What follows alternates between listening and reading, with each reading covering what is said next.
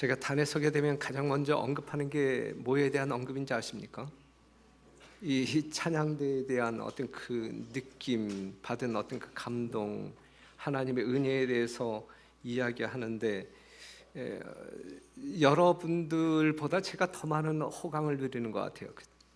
왼쪽 귀는 찬양대가 때리고 오른쪽 귀는 기악부가 때리고, 그래서 여러분들이 느끼는 감동보다 제가 받는 감동이 훨씬 더 크다 생각되어지는데, 아주 말할 수 없는 감동을 하나님의 은혜로 사용되어지는 우리 찬양대원들과 기악부를 통해서 듣게 됨을, 이러한 특권을 너무너무 감사하게 생각하고 하나님께 감사합니다.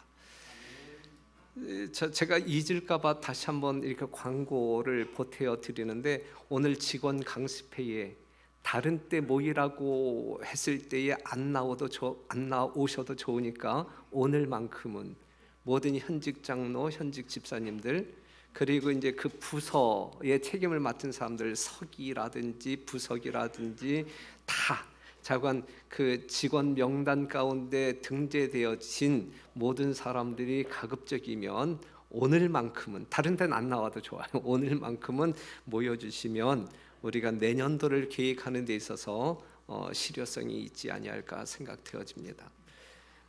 오늘 저에게 상당히 반가운 또 이렇게 손님이 오셨는데, 일산에서 달려온 우리 조승환 집사님, 우리 진심으로 환영합니다. 감사합니다. 예. 자, 하나님께서는 사랑과 공의로 우주를 통치하신다. 이 엄연한 진리 여러분들이 다 이해하시고, 하나님은 세상을 구원하실 뿐만 아니라 하나님은 세상을 뭐 하신다? 심판하신다. 심판하신다. 전도서 12장에 있는 말씀, 오늘 설교 제목은 우리의 거울이라고 하는 제목의 거울, 이 거울. 자, 전도서 12장 13절에 있는 말씀, 일의 결국을 다 들었으니 하나님을 경외하고 그 명령을 지킬지어다. 이것이 사람의 본분이니라. 하나님은 모든 행위와 모든 은밀한 일을 선악간에 뭐 하시리라? 심판하시리라. 심판하시리라. 우리 하나님이 이 땅을 심판할 거예요.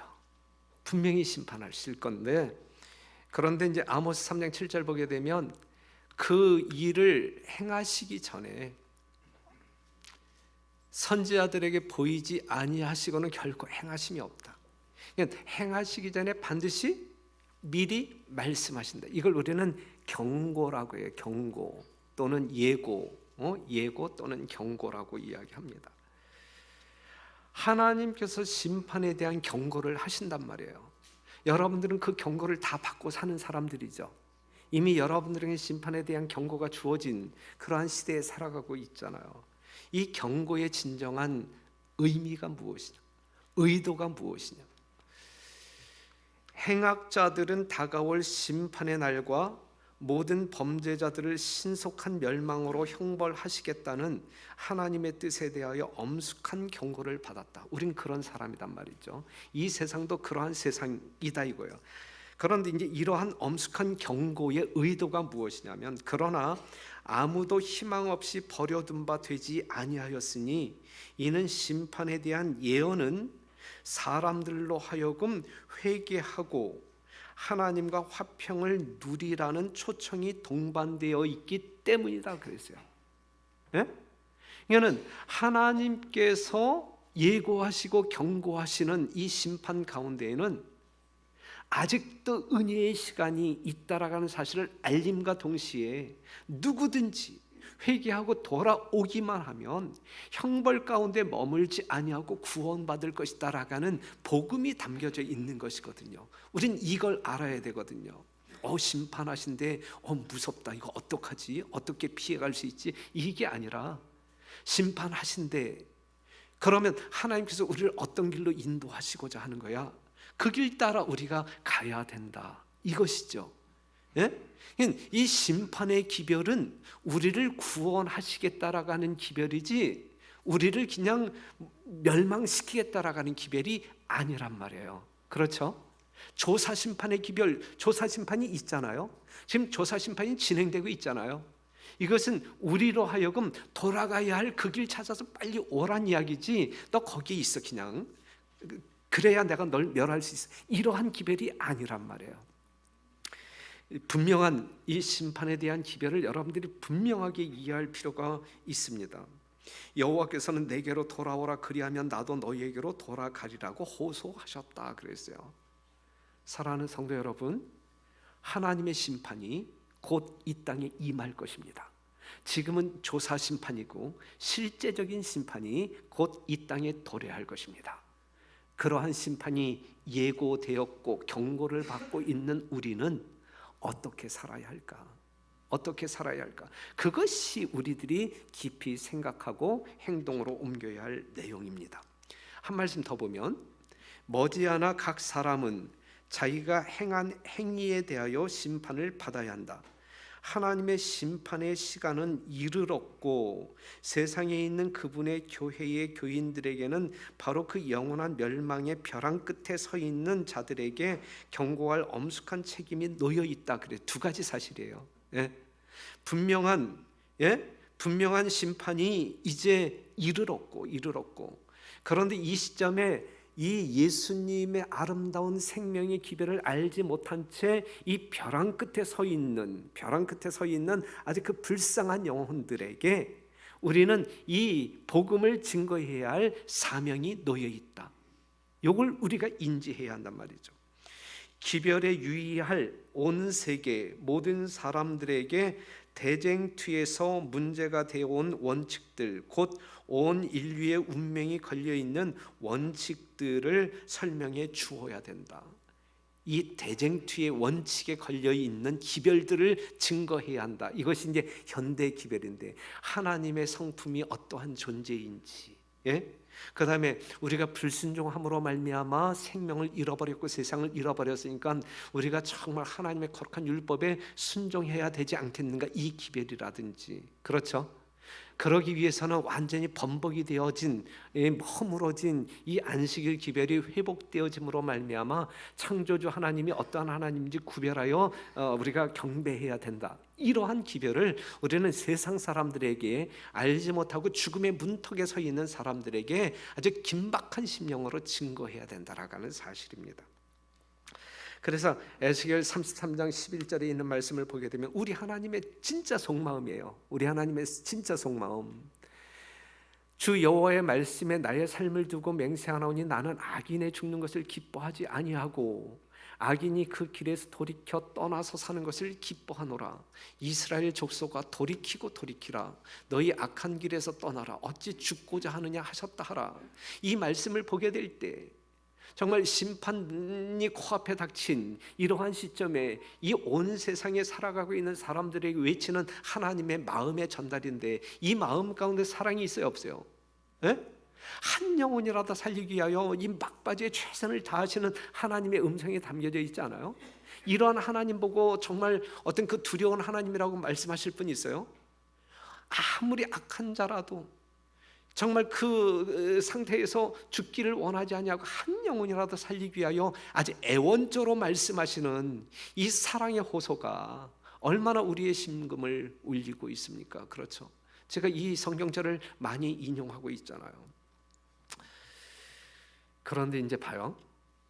하나님은 그 긍휼하심으로 범죄자를 오래 참으시지만 하나님은 오래 참으시는 분이잖아요. 그런데 하나님은 그 긍휼하심으로, 사랑하심으로 범죄자를 오래 참으시지만 사람들이 그 이상의 죄의 길로 가서는 안 되는 한계선이 있다. 한계선.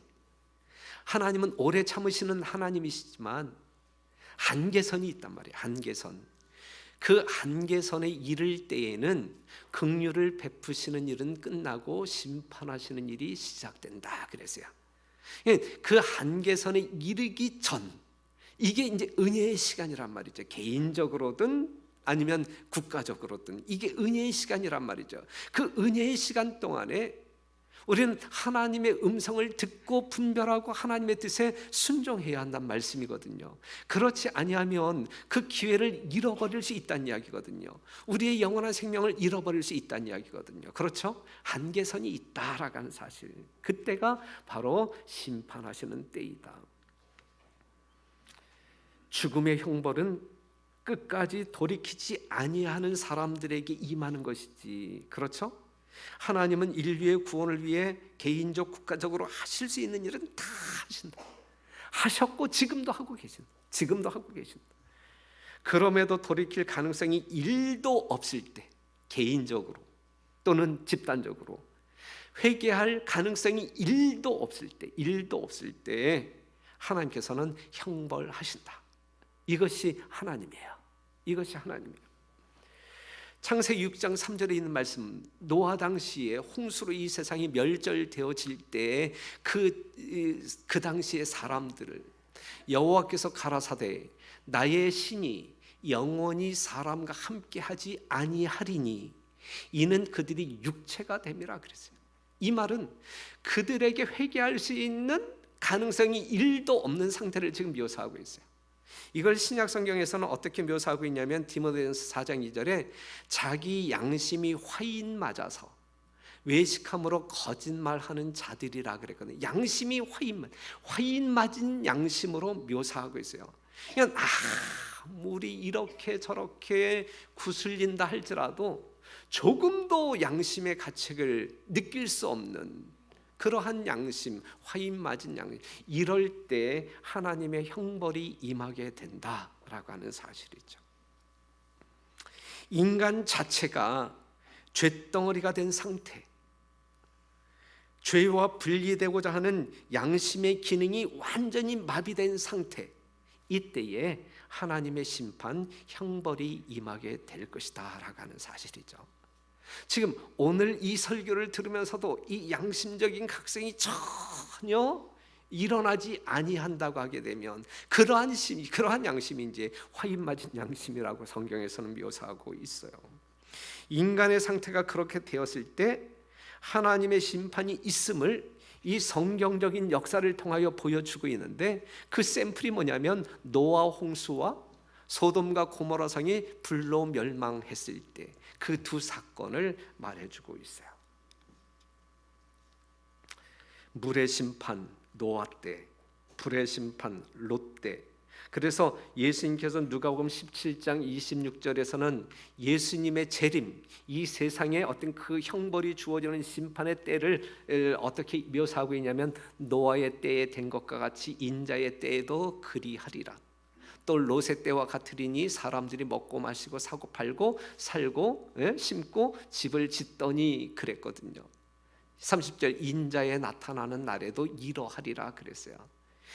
역사 속에서, 이 인류 역사 속에서 이 물의 심판, 노아의 홍수를 통하여 물의 심판을 하셨고 롯의 때에 소돔과 고모라 성을 불로 심판하셨단 말이에요. 그러면서 예수님 재림 때가 그때와 또 동일할 것이다. 이걸 우리들에게 보여주셨거든요. 지금 이 시간에 이 이야기를 하는 것은 그 역사를 통해서 우리가 배우고자 하는 것이거든요. 무엇을 배워야 한다는 이야기예요? 늦기 전에, 이때가 도래하기 전에 우리는 하나님께로 돌아가야 한단 말이에요. 두 팔 벌려 우리를 기다리시는, 오라고 눈물 섞인 간절한 호소로 우리에게 외쳐대시는 그 하나님의 품으로 돌아가야 한단 말이에요. 이때를 놓쳐선 안 된다는 이야기예요. 그래야 우리가 살 수 있다는 이야기예요. 이 외침을 이 아침에 하고 있습니다. 그래서 이사야 43장 1절에 있는 말씀을 보면 야곱아 너를 창조하신 여호와께서 이제 말씀하시느니라. 이스라엘아 너를 조성하신 자가 이제 말씀하시느니라. 너는 두려워 말라. 내가 너를 구속하였고 내가 너를 지명하여 불렀나니. 우리를 창조하신 하나님께서 자기의 죽음으로 말미암아 우리의 생명을 사신 그 구속주 하나님께서 이렇게 이야기하고 있는 거예요. 내가 너를 구속했다. 너를 창조했다. 내가 물 가운데로 지난 물의 심판 속에 있다 할지라도, 불의 심판 속에 있다 할지라도 내가 너를 건져내리라 라고 이야기하고 있거든요. 그러니까 우리가 주님께로 돌아가기만 하면 이 마지막 때 심판, 예언되어진 심판이 이 세상 모든 사람들에게 임할 때 하나님께 피한 사람들은 그 심판의 해로부터 벗어날 수 있다라고 이야기하고 있잖아요. 그렇죠? 그럼에도 불구하고 우리가 이러한 기회를 선택하지 아니한다고 하게 되면 우리는 얼마나 불쌍한 영혼들이 될 것이냐. 이미 우리는 이 방주 안에 있는 사람들이잖아요. 울타리 안에 있는 사람들이잖아요. 그렇죠? 얼마나 행복한 사람들이에요. 얼마나 행복한 사람들. 지금도 여전히 하나님의 보호하심 속에 여러분들이 살아가고 있잖아요. 얼마나 복된 사람들이에요. 그런데 우리가 누리고 있는 이 아름다운 것들을 우리만 소유하고 누린다고 하게 되면 그것보다 이기적인 사람들이 어디에 있겠느냐고요. 하늘에는 이기적인 사랑을 가지고 있는 사람들이 한 사람도 없어요. 거기에 있는 존재들은 다 이타적인, 십자가에서 보여주신 하나님의 사랑을 소유하고 그것을 활용하는 사람들만이 사는 것이 하늘입니다. 분명히 예. 우리 모두가 그러한 성도들이어야 할 것입니다. 자, 2022년 며칠 전이에요. 9일이 언제야? 오늘이 10일이니까 어제 아침이네. 어제 아침 이 뉴스에 나온 그 MBC 뉴스에 나왔던 내용인데, 미국이라고 하는 나라가 동성 결혼을 이제 성문화된 법으로 인정을 했어요. 그렇죠? 예. 보세요. 미국이 동성 결혼을 인정하는 법안을 상원에 이어서 하원에서도 통과시켰습니다. 바이든 대통령의 서명만 남았는데 이로써 미국은 동성 결혼을 성문화해 인정한 나라가 됐습니다. 그랬거든요. 그런데 바이든은 그 율법을 가져오자마자 사인하겠다라고 이미 공언을 했어요. 그러니까 미국은 동성 결혼이 합법화되어진, 법률로 보장되어진 그러한, 그래서 이 합법적인 동성 배우 그 세대가 127만 세대예요. 엄청나게 많잖아요. 예. 잠깐 몇 명이냐 이게 중요한 것이 아니라 오늘날 사람들의 생각 속에 이 동성애에 대한 그러한 개념 정리가 이제는 일반적이고 보편화되었다. 이것이죠. 예? 그런데 이것이 하나님과 어떠한 관계가 있느냐 이거예요. 하나님의 형상대로 창조함을 받은 우리 인간 질서 속에서 이것이 용납되는 것이냐 이거예요. 그렇죠? 오늘 동성애에 대해서 반론을 펴게 되면 참 진보적이지 못하다, 참 뭐 고리타분하다, 구세대적이다, 당신 그러다가 돌에 맞아 죽는다, 뭐 그러잖아요. 그렇죠? 예? 그런데 여러분, 이것이 상당히 끔찍하고 상당히 두려운 사건 중에 하나예요. 지금 미국에서 이게 합법화되었다라는 자체가, 이게 성경 예언적으로 보게 될 때 이게 굉장한 메시지가 있는 사건입니다. 자, 이 민주당 소속의 한 국회의원은 이렇게 이야기해서 오늘 투표는 성소수자 평등을 위한 기념비적인 승리입니다. 하지만 여기서 멈추지 않을 것입니다. 그랬어요. 뭘 멈추지 않겠다는 이야기일까? 하나님의 거룩한 질서를 파괴하는 일을 멈추지 않겠다는 이야기일까? 제가 볼 때는 그런 식으로 들려요. 예. 반면에 이것을 반대했던 공화당 의원은 이렇게 이야기해요. 결혼과 도덕, 이 사람은 성경을 아는 사람이에요. 결혼과 도덕, 가족에 대한 하나님의 설계를 따르지 않고 우리 사회를 병들게 하고 있습니다. 이게 맞는 말이거든요. 이게 맞는 말이거든요. 왜 맞는 말이냐면 로마서 1장 26절에 있는 말씀 보면 이를 인하여 하나님께서 저희를 부끄러운 욕심에 내어 버려 두셨으니 곧 저희 여인들도 순리대로 쓸 것을 바꾸어 영리로 쓰며 이와 같이 남자들도 순리대로 여인 쓰기를 버리고 서로 향하여 음욕이 부릴 듯하매 남자가 남자로 더불어 부끄러운 일을 행하여 저희의 그릇됨에 상당한 보응을 그 자신에게 받았느니라. 또한 저희가 마음에 하나님 두기를 싫어하며 하나님께서 저희를 그 상실한 마음대로 내어버려 두사 합당치 못한 일을 하게 하셨으니 그랬거든요. 자, 이러한 어떤 그 성경적인 내용, 그리고 이러한 성경적인 내용이 이 세상 가운데 자연스럽게 이루어지고 그것이 타당하다라고 인정을 받고 있는 이 세상적인 이 무드를 본다고 하면, 분위기를 본다고 하게 되면, 오늘날 이 세상은 그 마음 가운데 하나님 두기를 싫어하고 그냥 그 하나님께서 참으실 수 있는 한계점을 지금 벗어나고 있는 거야. 한계점을 벗어나고 있는 거예요. 그냥 하나님께서도 그냥 내버려 두는 거예요. 이제 하나님께서 그냥 그대로 내버려 두는 거야. 정말 어떤 그 회개할 가능성이 없는 이 세속의 사람들의 마음을 읽으시는 하나님께서는 그냥 버려두시는 거라. 우리가 그러한 시점에 살아가고 있다고요. 노아의 때와 같을 것이고 롯의 때와 같을 것이다라고 표현한 예수님의 진정한 의미가 무엇입니까? 물로 멸망할 수밖에 없었던 노아의 때, 불로 멸망할 수밖에 없었던 롯의 때에 이 세상의 타락상은 무엇을 말해주고 있나요? 성경에서 말할 때 이 도덕적인 타락의 극점, 그래서 하나님께서 멸망시키기로 작정하게 마음먹게 하는 것은 동성애예요. 노아 당시에도 그랬고 롯의 때도 그랬어요. 그래서 이 미국이 이러한 결정을 했다고 하는 것은 이건 국가적인, 하나님을 향한 국가적인 배도예요. 개인적인 배도가 아니라 이제는 국가적인 배도예요. 요한계시록 13장 11절에서 예언되어진 대로 내가 보매 또 다른 짐승이 땅에서 올라오니 새끼 양같이 두 뿔이 있고 용처럼 말하더라 그랬잖아요. 처음 이 새끼양 같은 기독교 국가로 시작한 미국이지만 이제는 하나님을 공개적으로 이제 대항하는 이 용처럼 말하는 이 사단의 부속물이 되었단 말이죠. 이것이 이게 현실이에요. 지금 우리가 살고 있는 시점이 바로 이러한 시점이라고요. 유다서 1장 7절, 소돔과 고모라와 그 이웃 도시들도 저희와 같은 모양으로 간음을 행하며 다른 색을 따라가다가 영원한 불의 형벌을 받음으로 거울이 되었느니라 그랬어요. 우리의 거울이 이 말세를 살아가고 있는 우리의 거울이 되었다. 그 거울을 바라보면서도 지금 그 소돔과 고모라 성이 영원한 불의 형벌을 받고 있는 그런 어떤 그 역사적인 어떤 그 스토리를 우리가 알고 그 똑같은 일이 이 세상에서 일어나고 있음을 보면서도, 그 거울을 보면서도 우리가 그냥 저냥 살아간다고 하게 되면 하나님께서 여러분들을 위하여 더 이상 무슨 일을 하실 수가 있겠어요?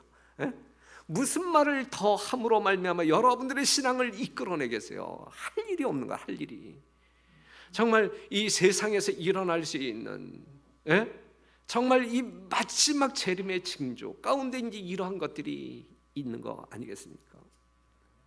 이것이 이제 어떤 그 합법적으로 이루어졌다고 하게 되면 그들은 이것이 끝이 아니다, 우리는 더 해야 된다라고 이야기하고 있는, 그 다음에 더 해야 할 일이 뭐가 있겠어요? 그게 이제 일요일 휴업령이라. 이게 안 그러겠어요? 하나님의 질서를 파괴하는 이거 다 이 도덕적인 어떤 타락의 극점을 보여주고 있는, 그것을 잘하고 있다, 괜찮다 이렇게 법적으로 보장해주고 있는 시대에, 마지막 때에 계시록 13장에서 예언되어진 짐승의 표, 일요일 휴업령, 이거 말고 뭐가 있냐고요? 이 세상에서 일어날 수 있는 놀라운 일이, 사단이 할 수 있는 마지막 일이 무엇이 또 있겠느냐고요. 사랑하는 성도 여러분, 그렇기 때문에 우리는 정신을 차려야 되지 아니할까? 정말 거울 앞에 선 여러분들 되시기를 간절히 바랍니다. 그들과 똑같은 어떤 그 죄악 가운데에서 정말 자기의 어떤 그 생명을 돌아보지 아니하는 어리석은 사람들이 아니라, 이제는 하나님께서 주시는 기별 따라 하나님께서 주신 은혜의 생명을 우리가 보듬고 누리시는 여러분들이 되어야 할 것입니다.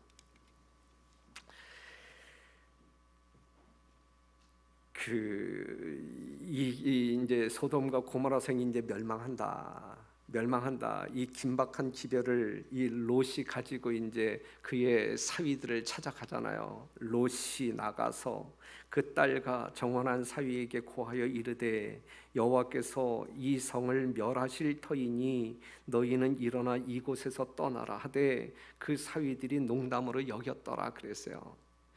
우리 하나님은 상당히 서둘러서 행동하고 있어요. 예? 아주 긴박한 상황임을 아시기 때문에 천사를 직접 보내심으로 말미암아 롯에게 경고했고, 그 기별을 들은 롯은 허둥지둥 자기의 딸들을 찾아가서 사위들에게 야야야야야야 망했다, 망한다, 야 빨리 도망가자, 하나님께서 우리의 길을 예비해 놓으셨다, 하나님이 예비하신 그 길로 우리가 빨리 가자, 이제 이렇게 이야기했을 때 전혀 듣지 않았어요. 농담으로 여겼어요. 농담으로 여겼어요.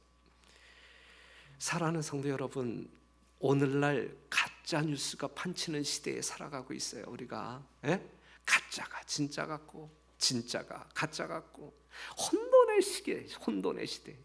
아주 바벨론 시대에 살아가고 있어요. 그렇죠? 바벨론 시대에 살아가고. 그런데 그 바벨론은 무너진 바벨론이라니까요. 그렇죠? 그렇기 때문에 거기서 나와야 한다니까요. 분명한 하나님의 음성을 듣고 나와야 한다니까요. 이러한 기별을 듣는 사위들이 농담으로 여겼더라. 농담으로. 그들은 환경의 지배를 받고 있었어요. 아버지의 영향력 아래 있는 것이 아니라, 신실한 아버지의 영향력 아래 있었던 자들이 아니라, 그것보다는 환경의 지배, 환경의 영향력 아래 있었단 말이죠. 세상의 수많은 사람들이 이 부류에 속하고 있지 않아요? 세상의 수많은 사람들이 영적인 세계, 하나님의 세계가 다 여러 가지 다양한 방법과 매체를 통해서 인간 세계에 계시되었지만 아무런 감각 없이 영향받지 아니하고 그냥저냥 살아가고 있는 이 세상의 모습이 이 롯의 사위들의 모습이 아니겠습니까? 유대 민족과 그들의 역사를 통하여 하나님의 신비스러운 능력을 묵상할 수 있는 창조물들을 보면서 역사의 실존 인물이신 그리스도의 신비스러운 죽음을 알면서도 하나님의 세계와 접촉할 수 있는 매우 쉽고도 확실한 성경이 있음에도 불구하고 오늘날 많은 사람들이 농담으로 여겨 살아가고 있는, 정말 진짜 뉴스를, 진짜 복음을 증거해도 그걸 가짜로 받아들이고 있는 수많은 사람들, 이 무감각한 사람들, 흘러가고 있는 이 죄의 물결 따라 덩실덩실 흘러 떠내려가고 있는 이러한 사람들을 묘사하고 있지 않습니까? 만에 하나 우리 공동동교회 성도들 여러분들 중에서 만에 하나 이러한 마음을 가지고 있다고 하게 되면 큰일 납니다. 큰일 납니다. 그 마음은 진짜 빨리 돌이켜야 합니다. 결코 농담이 아니잖아요. 예수님 곧 오십니다. 심판이 임할 것입니다. 지금 담임 목사가 외치고 있잖아요. 목 놓아 외치고 있잖아. 웃기지 마 목사님, 아직 멀었어. 이를 수 없는 기미도 안 보이는데 농담으로 여기면 안 돼요. 진짜 이 현실로 받아들여야 돼. 현실로 받아들여야 돼. 그렇게 거절하게 될 때 여러분들은 어떻게 되겠어요? 그냥 그 사위들이 불의 심판에 의하여 소멸되어진 것처럼 우리는 그러한 운명을 맞이하고 말 것입니다. 롯의 사위들에게 롯의 말발은 먹히지 않았지만 우리 공릉동교회 성도들에게 담임 목사의 말발은 먹혔으면 좋겠습니다. 재림과 무관하게 살면서 재림을 이야기하는 것은 참 웃겨요. 우리는 결코 그러한 삶을 살아서는 아니 될 것입니다.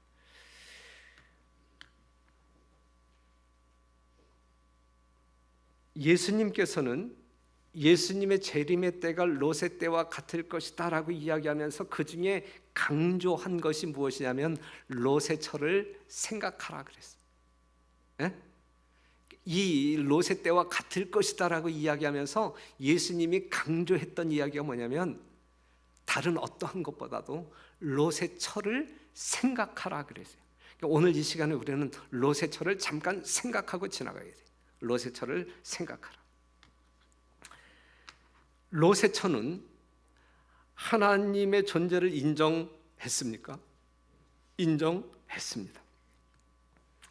자기 집에 온 손님들이 하늘에서 온 사자들, 천사들임을 확신할 기회도 있었어요.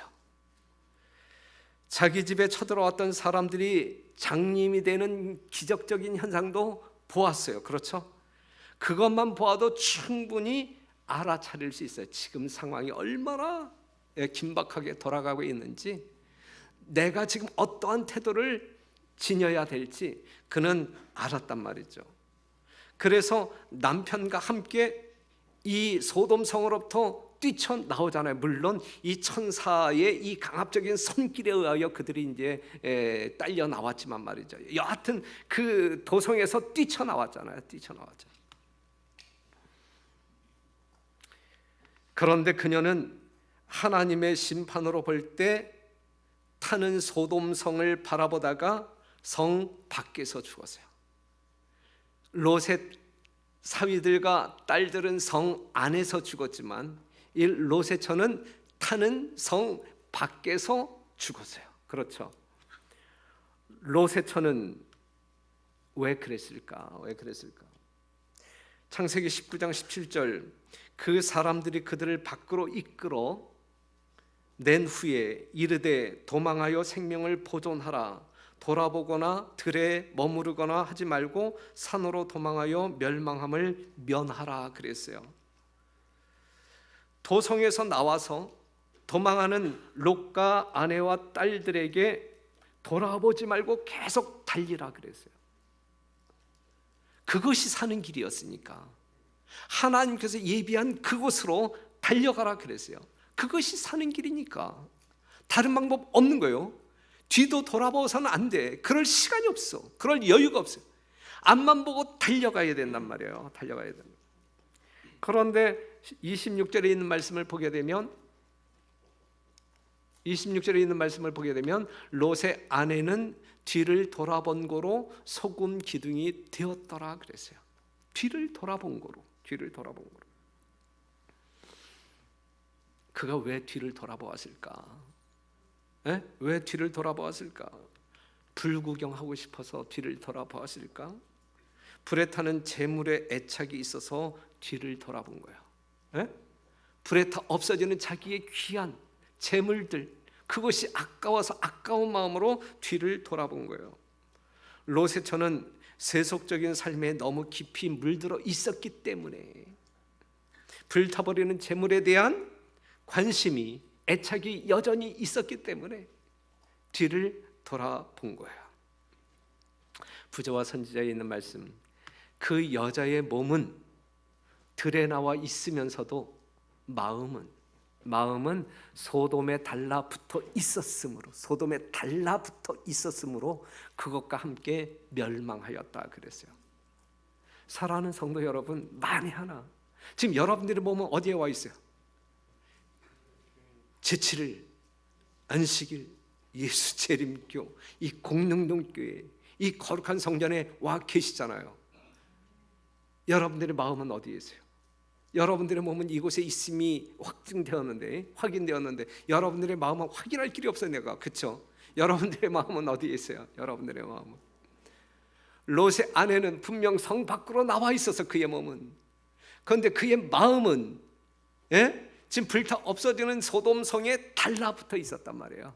그래서 그 성이 멸망할 때 그가 멸망받게 된 것입니다. 여러분들의 경험이 아니기를 간절히 바라는 거예요.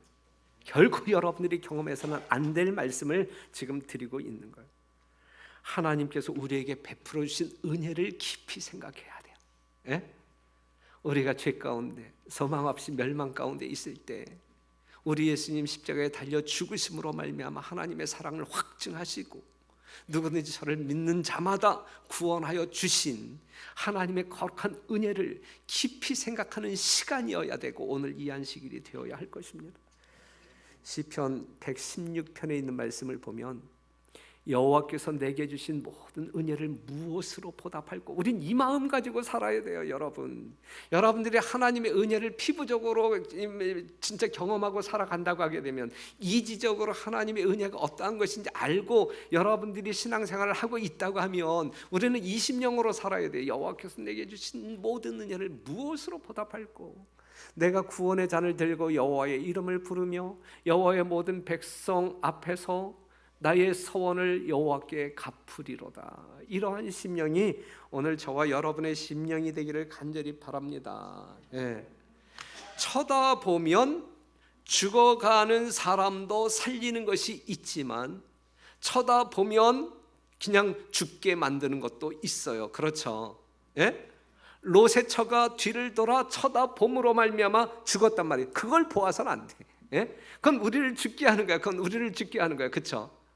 우리가 하나님을 향하여 가고 있는데, 쟁기를 잡고 이렇게 가고 있는데 자꾸 뒤를 돌아보게 되면 그건 우리를 죽게 하는 거야. 뒤에 있는 것들, 세상에 있는 것들은 우리가 볼 거리 아무것도 없어요. 보아서 우리의 영적인 생명이 도움이 될 만한 거 아무것도 없어. 그래서 뒤를 돌아보지 말라고 하는 것이거든요. 그렇죠? 그런데 우리가 바라보면 우리를 살리는 것이 있어. 우리가 죽었다 할지라도 살리는 것이 있어. 그것이 이제 여러분들이 아시는 바대로 이 광야에서 말이에요, 불뱀에 물려 죽게 된 그들에게 구리뱀을 장대에다 매달아 놓고 쳐다보면 살 거야, 이러한 기별이 주어지잖아요. 그렇죠?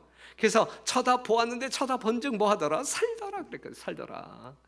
그 구리뱀이 상징하는 것이 뭐예요? 상징하는 것이 믿음의 지혜 또 온전케 하시는 이인 예수를 바라보되, 이 예수를 바라볼 때 우리가 살 수 있는 것이거든요.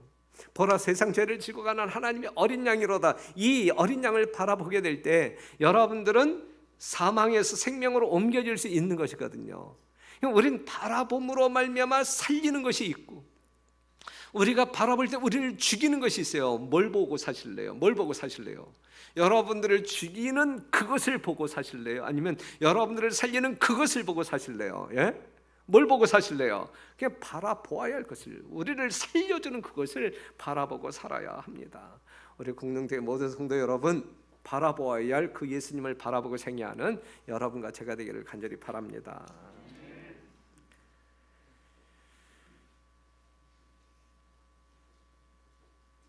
이제 그 소금 기둥이 된 롯의 처를 빼고 이제 성에서 나온 롯과 그의 딸이 이제 달려갈 곳으로 달려갑니다. 천사의 말을 따라 순종하여 뒤를 돌아보지 않고 목적지까지 뛰어서 소돔의 멸망으로부터 구원을 받은 사람들은 롯과 그의 두 딸들. 디모데후서 4장 7절, 내가 선한 싸움을 싸우고 나의 달려갈 길을 마치고 믿음을 지켰으니, 이것이 이제 여러분들의 간증이 되어야 되겠죠. 달려갈 길을 다 그냥 앞만 보고 달려가야 돼. 하나님께서 예비하신 도피성으로 우리는 달려가야 돼요. 그렇죠? 그래야만 살 수 있으니까. 그래야만 살 수 있어요. 부도덕한 사람들에게 결정적으로 불리하여 생명을 얻을 수 있는 탈출구가 있었다. 탈출구가. 노아의 날에도 그리하였으며 롯의 때에도 그리하였고 예루살렘이 멸망하기 전에도 그리하였으며 역시 말세에도 그러할 것이다. 당신의 백성들로 널리 퍼진 죄악에서 떠나라고 명하시는 경고의 기별을 통해 하나님의 음성이 또다시 들린다 그랬거든요. 탈출구가 있어요. 탈출구. 바벨론에서 나와야 돼. 우리는 탈출해야 돼. 탈출해야 돼. 이게 살 길이거든요. 그 탈출구가 있음에도 불구하고 우리가 그냥 그 자리에 머물러 있다고 하게 되면 우리는 그냥 그 도성의 멸망과 함께 멸망당할 것이거든요. 그렇죠? 사랑하는 성도 여러분, 노아 홍수 당시에 모든 사람들이 홍수에 대한 경고를 받았지만 그들은 비웃었어요. 하지만 홍수는 문자 그대로 임하였고 그들은 죽임을 당하였고, 소돔과 고모라 때에도 정말 이 멸망이 예고되어졌음에도 불구하고 농담으로 여겼어요. 농담으로 여긴 사람들은 다 멸망당했어요. 예수님의 재림을 이야기하고 있어요. 여러분, 예수님의 심판을 이야기하고 있어요. 지금 이 시간 어떤 사람들은 요즘 목사님들이 재림에 대해서 설교 안 한다고 그러는데 늘 하는 이야기가 재림에 대해서 설교하고 있는데, 그럼에도 불구하고 그들은 어떠한 설교를 듣고 싶어 하는지 모르겠지만 예수님의 재림이 심히 임박한 때에 우리가 살아가고 있단 말이에요. 그런데 농담으로 여기실래요? 비웃으실래요? 가짜 뉴스로 들으실래요? 아니란 말이에요. 진짜란 말이에요. 진짜란 말이에요. 예수님이 정말 눈앞에 이르렀단 말이죠. 믿고 우리가 준비해야 한단 말입니다. 베드로서 3장 4절, 먼저 이것을 알지니 말세에 기롱하는 자들이 와서 자기의 정욕을 쫓아, 예수님 안 오신다, 안 오신다, 아직 멀었다, 멀었다. 여러분들은 안 오신다라고 하는 말에 신뢰는 안 가죠. 그렇죠. 분명히 오신다는 믿으시잖아. 그러니까 우리가 재림 성도지. 그렇죠. 그런데 아직은 아니야. 이 말은 믿어야 안 믿어요? 가끔 믿죠. 가끔 믿죠. 진짜 재림 성도들은 그것도 믿지 말아야 돼. 그것도 믿지 말아야 돼. 지금 오신다, 오늘 오신다, 이렇게 믿고 사는 성도들이 진짜 재림 성도들이지, 예수님 내일 오신다 이렇게 믿고 사는 사람들은 재림 성도 아닙니다. 너무 세게 이야기했나? 그래야 돼요. 오늘 오실 것처럼. 왜냐하면 정말 그날과 그 시는 아무도 몰라요. 호련히 도적과 같이 임하시거든요. 오늘 이 시간에도 오실 수 있잖아요. 그렇죠. 성경 이 예언적으로 살펴볼 때 1844년 이후 언제든지 오실 수 있잖아요. 그렇죠? 언제든지 오실 수 있잖아요. 기왕에 믿으시려면, 기왕에 신앙생활을 하시려면 하나님의 말씀 그대로 정말 어린아이와 같이 단순한 마음으로 받아들이시고 하나님의 거룩한 능력 따라, 능력을 구하면 능력 따라 온전하게 하나님의 뜻에 순종하여 생애하는 여러분과 제가 되기를 간절히 바랍니다. 어떤 사람이 이제 이렇게 이야기했어요. 죽음에 도달하는 순간 우리가 제로가 된다. 삶의 끝에서 아무도 당신에게 당신이 얼마나 많은 학위를 가졌으며 얼마나 큰 집을 가졌는지, 얼마나 좋은 고급차를 굴리고 있는지 묻지 않는다. 중요한 것은 당신은 누구인가 하는 것이다. 이것이 죽어가는 사람들이 가르치는 진리이다. 사랑하는 성도 여러분, 마지막 순간, 지금 이 순간, 우리에게 중요한 것은 내가 누구냐가 중요한 거예요. 내가 누구냐가, 내가 무엇을 가지고 있느냐가 아니라, 내가 무엇을 배웠느냐가 아니라, 우리에게 중요한 것은 내가 누구냐. 예수님 재림 전에 우리는 이걸 확인해야 돼요. 내가 누구냐. 여러분들은 누구예요? 분명히 답변하실 수 있는 것은 나는 예수 그리스도의 보혈로 말미암아 사심받은 하나님의 거룩한 아들이다. 그렇기 때문에 예수님 재림 기다리며 하늘을 갈망하는 사람이다. 이것을 늘 이러한 정체성을 가지고 사는 것이 오늘 우리들의 삶의 내용이어야 되지 않겠느냐 이것이죠. 그렇죠? 우리 공동교회 모든 성도들이 그러한 삶을 살게 되기를 간절히 바라면서 말씀을 마치겠습니다.